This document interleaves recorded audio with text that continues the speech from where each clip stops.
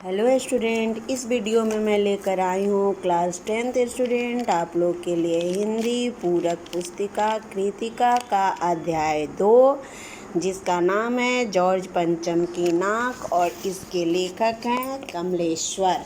तो आइए मैं इस पाठ को पढ़ाने के पहले मैं थोड़ा सा लेखक के बारे में आप लोग को बता दूं कि कमलेश्वर नई कहानी के प्रमुख रचनाकार थे। उनका जन्म 1932 ईस्वी में उत्तर प्रदेश के मैनपुरी में हुआ था।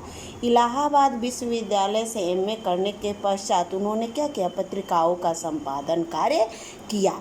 अब आइए मैं इस पाठ की रूपरेखा के बारे में बता रही हूँ। जो जॉर्ज पंचम की नाक है वो नाक मालूम ही है कि इज्जत की प्रतीक मानी जाती है और इस संदर्भ के माध्यम से लेखक ने व्यंग करते हुए सत्ता एवं सत्ता से जुड़े सभी लोगों की मानसिकता को प्रदर्शित किया है जो अंग्रेजी हुकूमत को कायम रखने के लिए क्या करते हैं, भारतीय नेताओं की नाक तक काटने के लिए तैयार हो जाते हैं।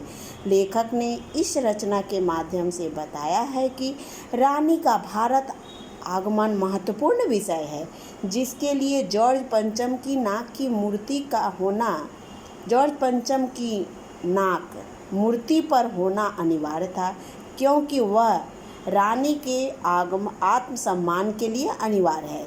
इसके साथ ही यह रचना पत्रकारिता जगत के लोगों पर भी व्यंग करती है कि एक सफल पत्रकार की सार्थकता को उजागर करती है और सरकारी तंत्र के लोगों द्वारा रानी के सम्मान के लिए की गई तैयारियों का भी क्या किया गया है, इसमें वर्णन किया गया है। ये मैं पाठ पढ़ाने चल रही हूँ, अब आप ध्यान से सुनेंगे। कह रहे हैं, यह बात उस समय की है जब इंग्लैंड की रानी एलिजाबेथ द्वितीय मैं अपने पति का नाम क्या था, फिलिप था, के हिंदुस्तान पधारने वाली थी। अखबारों में उनकी चर्चा हो रही थी। रोज़ लंदन के अखबारों से खबरें आ रही थी कि शाही दौरे के लिए कैसी कैसी तैयारियां हो रही है। रानी एलिजाबेथ का दर्जी परेशान था कि हिंदुस्तान, पाकिस्तान और नेपाल के दौरे पर रानी कब क्या पहनेगी।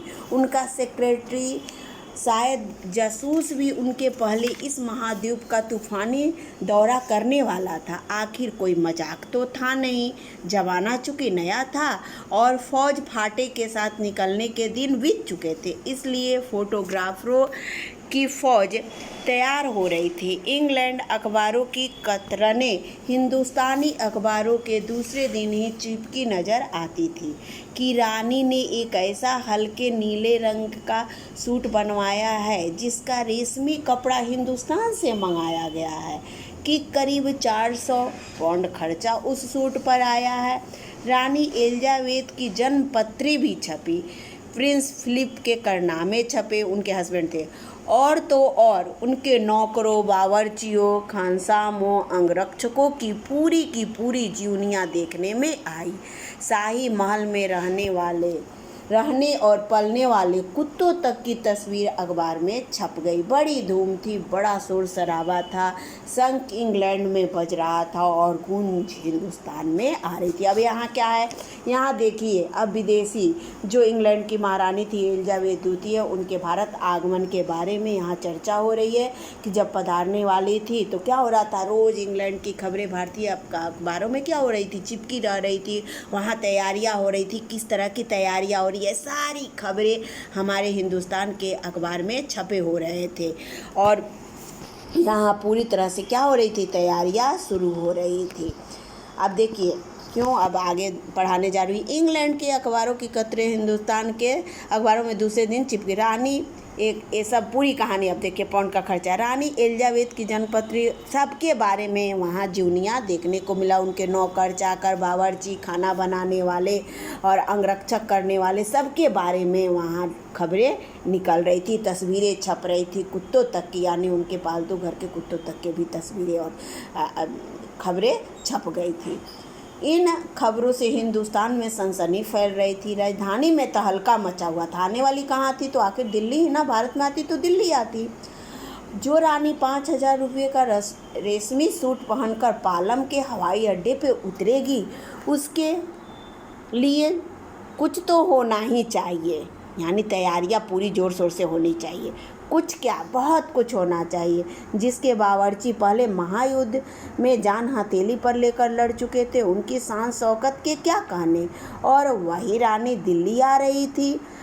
नई दिल्ली ने उनकी तरफ देखा, यानी इनके जो दादाजी थे वो दादाजी जॉर्ज पंचम थे, जो उनकी नाक नहीं थी, जो इनके पहले ही यहाँ आ गए थे। अब जॉर्ज पंचम कौन थे, तो रानी एलिजाबेथ द्वितीय के दादाजी थे, और ये जॉर्ज पंचम की क्या थी, पोती थी।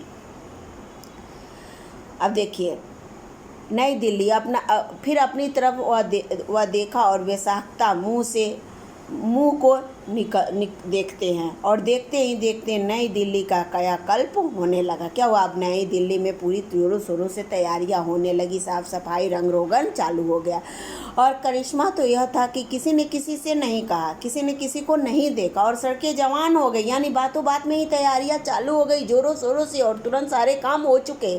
बुढ़ापे की धूल साफ हो चुकी थी, इमारतों की नाजनीनों की तरह श्रृंगार किया गया, यानी इमारतों में खूबसूरत ढंगों से रंग रोगन हुआ। लेकिन एक बड़ी मुश्किल पेश थी, वह थी जॉर्ज पंचम की नाक। नई दिल्ली में सब कुछ था, सब कुछ होता जा रहा था, सब कुछ हो जाने की उम्मीद थी, पर जॉर्ज पंचम की नाक बड़ी मुसीबत थी। अब देखिए नई दिल्ली में सब कुछ था, सब कुछ हो चुका था, और सब कुछ हो जाने की भी उम्मीद थी, लेकिन क्या थी, सबसे बड़ी मुसीबत क्या थी, जॉर्ज पंचम की नाक की मुसीबत थी।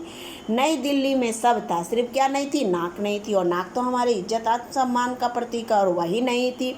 इस नाक की भी एक लंबी दास्तान है, यानी एक लंबी कहानी। इस नाक के लिए बड़े तहलके मचे। किसी वक्त आंदोलन हुए, राजनीतिक पार्टियों ने प्रस्ताव पास किए, चंदा जमा किए, यानी जब ये मूर्तियाँ बनवाने थे, ठीक है। कुछ नेताओं ने भाषण दिए, गर्मा गर्म बहसें हुई, अखबारों के पन्ने रंग गए। बहस इस बात पर थी कि जॉर्ज पंचम की नाक रहने दी जाए या हटा दी जाए, और जैसा कि हर राजनीतिक आंदोलन में होता है, कुछ पक्ष में कुछ विपक्ष में, और ज़्यादातर लोग खामोश रहने वालों की ताकत दोनों तरफ थी। यानी कुछ इसके पक्ष में थे कि जॉर्ज पंचम की नाक रहने दी जाए कि हटा दी जाए, और कुछ क्या थे, इसके विपक्ष में थे, और कुछ लोग क्या थे, दोनों तरफ। कुछ लोग ऐसे थे जो न तो पक्ष में बोल रहे थे और न ही विपक्ष में बोल रहे थे, वो चुप थे। यह आंदोलन चल रहा था। जॉर्ज पंचम की नाक के लिए हथियारबंद पहरेदार तैनात कर दिए गए थे।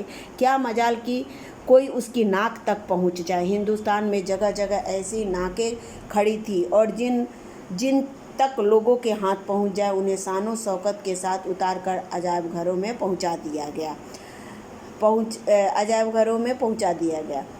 कहीं कहीं तो शाही लाटों की नाकों के लिए भी गुरिल्ला युद्ध होता रहा। क्या, अब नाक के लिए कि किसकी नाक क्या हो, अजायब घर सबको खंगाल दिया गया, ठीक है, कि किसकी नाक वहाँ फिट हो जाए।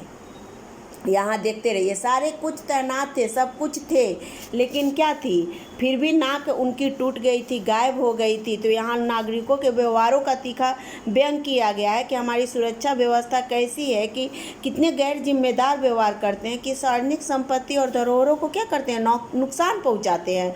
और हमारी सुरक्षा व्यवस्था भी इतनी कमज़ोर हो गई है कि कोई ना कोई दुर्घटना हमेशा घटित ही हो जाती है। क्या होती है, आप बताइए। जॉर्ज पंचम की नाक ही नहीं थी, गायब हो गई थी, ये क्या है, सुरक्षा व्यवस्था की गैर जिम्मेदारी ही तो है। सार्वजनिक संपत्ति को नुकसान पहुंचाने वाले लोगों को इस तरह के काम नहीं करने चाहिए।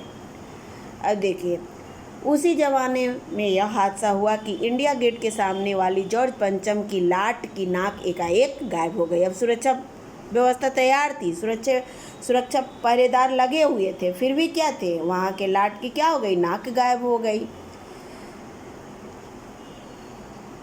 रानी आए और नाक न होए, एकाएक परेशानी बड़ी सरगर्मी हुई। देश के खैर ख्वाहों की एक मीटिंग बुलाई, यानी भलाई चाहने वाली, खैर ख्वाहों की मैंने मिस भलाई चाहने वालों की एक मीटिंग यानी बैठक बुलाई गई। मसला पेश किया गया। क्या पेश किया गया, जॉर्ज पंचम की नाक के बारे में मसला पेश किया गया कि क्या किया जाए। वहाँ सभी सहमत थे कि अगर यह नाक नहीं तो हमारी भी नाक नहीं रहेगी। वहाँ ने सभी किस बात से सहमत थे कि भाई नाक लगाना तो बहुत ज़रूरी है, अगर जॉर्ज पंचम की नाक नहीं है तो फिर हमारी इज्जत, भारत की भी इज्जत नहीं रह पाएगी। That's all. यहाँ पार्ट 1 मैं ख़त्म करती हूँ, फिर मिलती हूँ पार्ट 2 के साथ।